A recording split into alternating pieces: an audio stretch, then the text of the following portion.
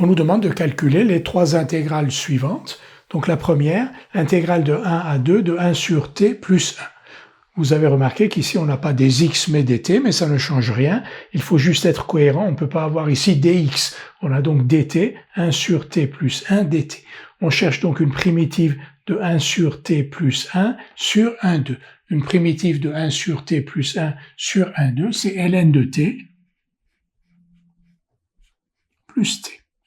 On ne va pas s'apesantir ici sur le fait que 1 sur t plus 1 est continu sur 1, 2, donc admet des primitives sur 1, 2, et donc ln de t plus t est une primitive de 1 sur t plus 1, ln de t est une primitive de 1 sur t, et t est une primitive de 1.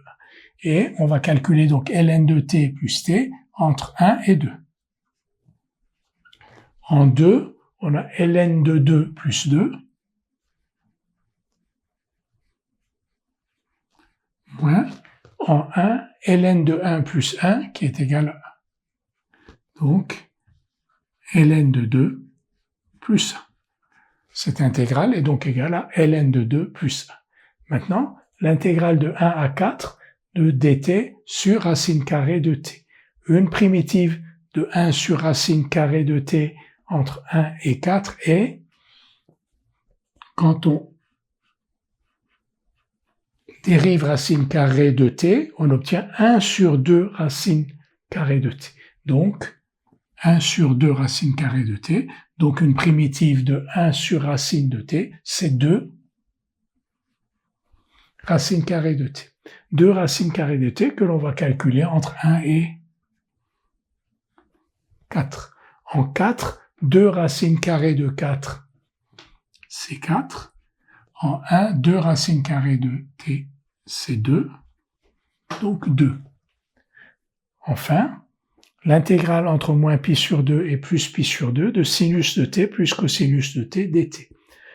Une primitive de sinus de t dt sur moins pi sur 2, c'est moins cosinus de t.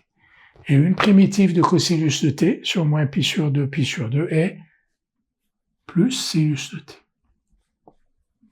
Et donc, moins cosinus de t plus sinus de t est une primitive de sinus de t plus cosinus de t.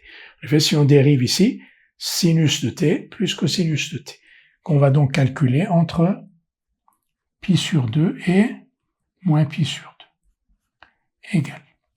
En pi sur 2, moins cosinus de pi sur 2 est égal à 0, sinus de pi sur 2 est égal à 1, moins pi sur 2, moins cosinus de moins pi sur 2 est égal à 0, et ici, sinus de moins pi sur 2 est égal à moins 1. Donc là aussi, on obtient 2.